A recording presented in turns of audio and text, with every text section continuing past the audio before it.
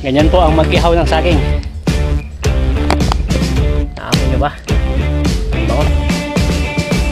Kita nyo yan. Luto. Cheers!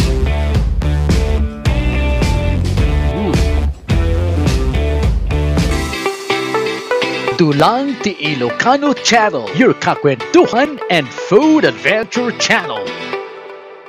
Ang susunod na episode po natin ngayon ay mamimitas po tayo ng bunga ng saging. Marami-marami po itong ating pipitasin ngayon. At tingnan po natin kung makakaya po natin lahat. Okay, so simulan na po natin ang pagtabas sa puno at pamimitas ng bunga ng saging. Samahan po ninyo ako.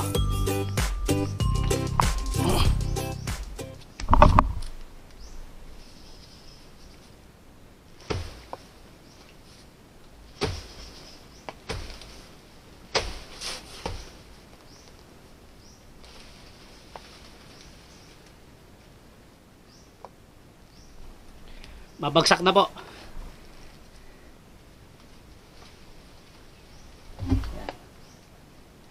Kailangan wag natin bibiglain para hindi po lumapat sa lupa yung o bumagsak yung mga bunga ng saging para hindi masira.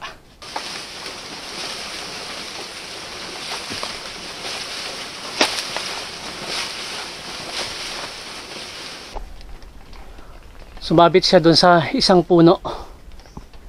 Kaya hindi siya nagtuloy-tuloy na bumaba. Ang gawin po natin sapagkat hindi na rin mapapakinabangan ito, puputulin na lang natin. Kasi nagbunga po siya pero napabayaan, nahinog hanggang sa nabulok. At mamamatay na rin itong punong ito. Kaya tatabasin na lang natin.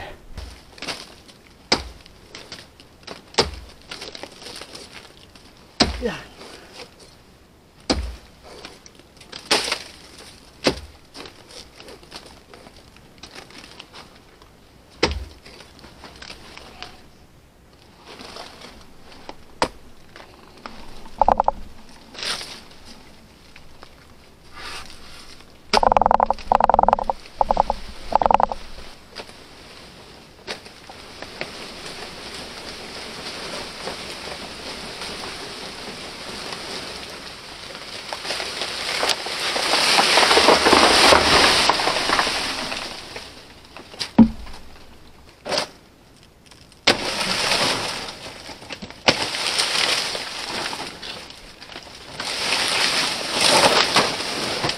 Hindi siya lumapat sa lupa, hindi nasira itong mga bunga ng saging. Ayan, okay, so kunin na natin.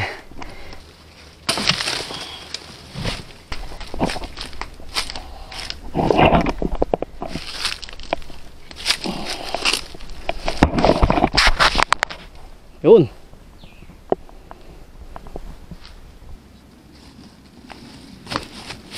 Mataas po itong isang puno ng saging na tatabasin po natin. At maiksi naman itong ating kawayan na pangtusok sa puno. Kaya para hindi po tayo mahirapan, kasi baka yung bunga punta sa baba, mas lalo tayong mahirapan doon na kunin. Ay dito sa may medyo baluktot na bahagi ng puno, dito na po natin tatabasin siguro. Okay, sige, subukan natin. Kung mahaba-haba lang sana itong ating kawayan, mas maganda sana.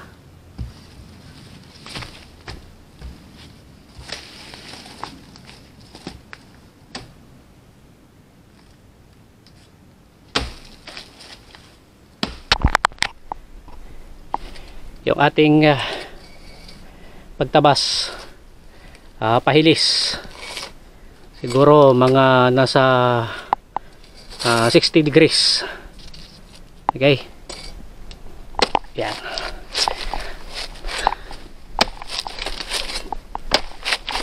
degrees. Yan, okay na.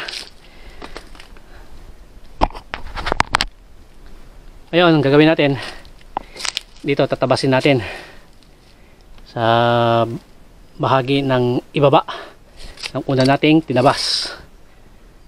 Yan, para ito pong puno at yung bunga diretso po rito. At hindi naman po yan basta babagsak kasi meron po itong pipigil sa paglapat po ng bunga sa lupa.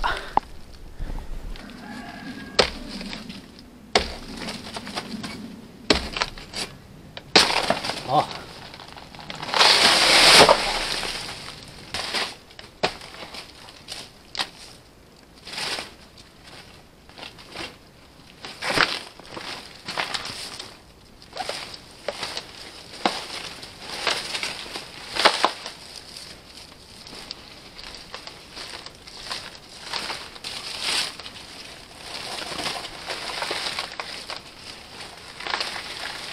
Oh.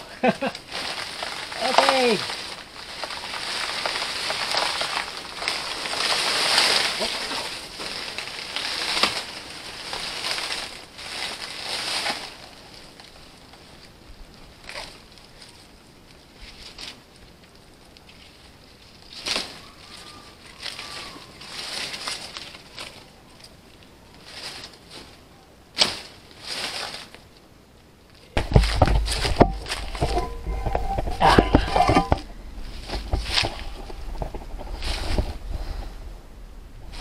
Meron pa. Nakikita nyo, pipitasin uli natin.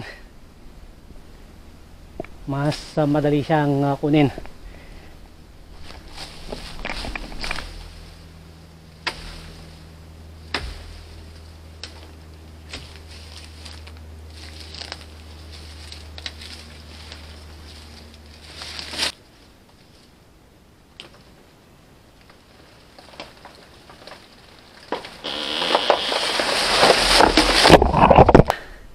Nasalo po natin ito. Mabigat siya eh. Yan, pero hindi po siya bumagsak sa lupa. Yan, lumapat lang pero hindi bumagsak kasi nasalungan natin kanina. Tignan natin. Oh. Tignan nyo yung bandang ilalim. Yan, wala siyang damage. Makinis. Oh. Walang damage.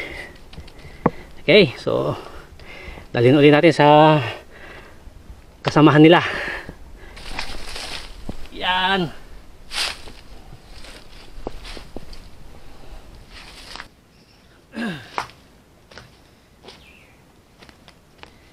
Bago natin hakutin yung mga saging, medyo malayo-layo po kasi yung ating lalakarin, mga kalahating kilometro mula po dito sa sagingan hanggang sa may bahay.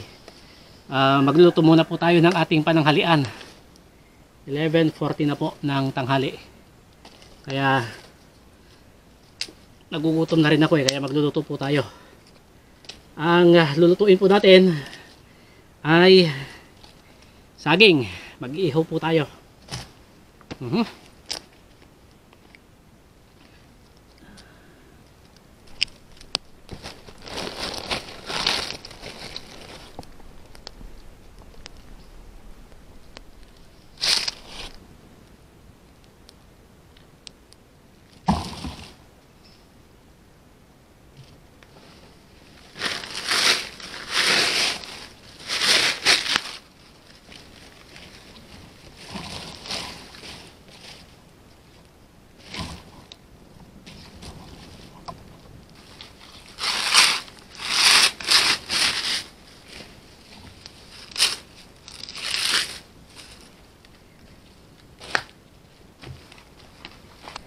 Yan.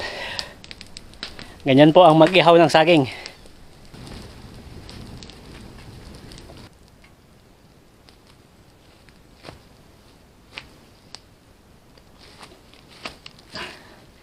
Siguradong luto na po ang ating inihaw na saging. Iin-inin lamang po natin ito. Parang nagsaing ng kanin, no? Iin-inin. Sarap. Naamoy nyo ba? Ang bango. Siguro 2 minuto pa. At pwede na siyang kainin. Actually, pwede na rin siyang kainin kahit hindi mo lutuin. Pero ang gusto ko kasi, luto. Yan.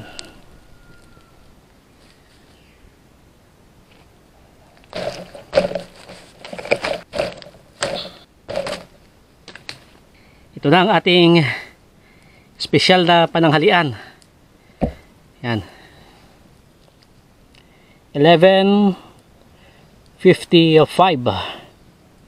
ng tanghali. Kaya tamang-tama. Manananghalian na tayo. Wow! Mabango, mainit. Yan o, lutong-luto. Yun. Oh. Wow, ang sarap. So ito.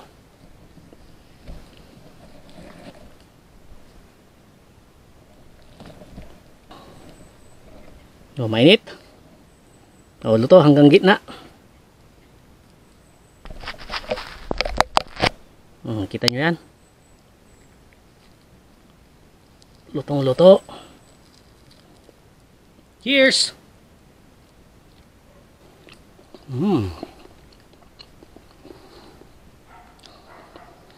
Matamis po siya. Medyo creamy ng kaunti. At smoky. Sarap.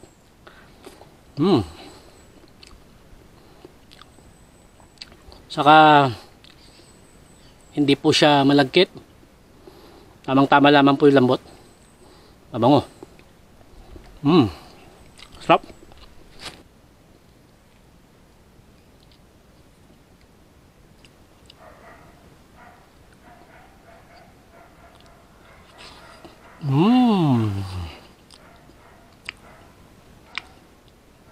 Apa?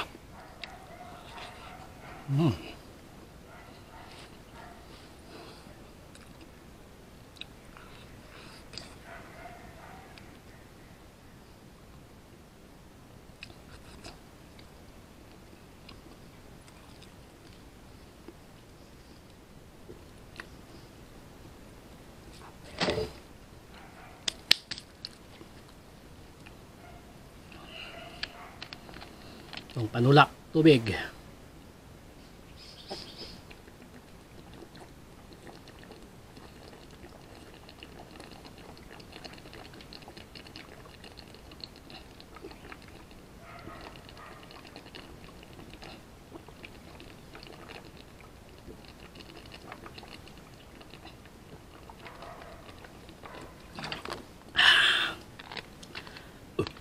Ay. Okay. Medyo luminaw na po yung ating paningin. At lumakas na rin yung ating katawan. Ito, merienda mamaya. Yan, balutin.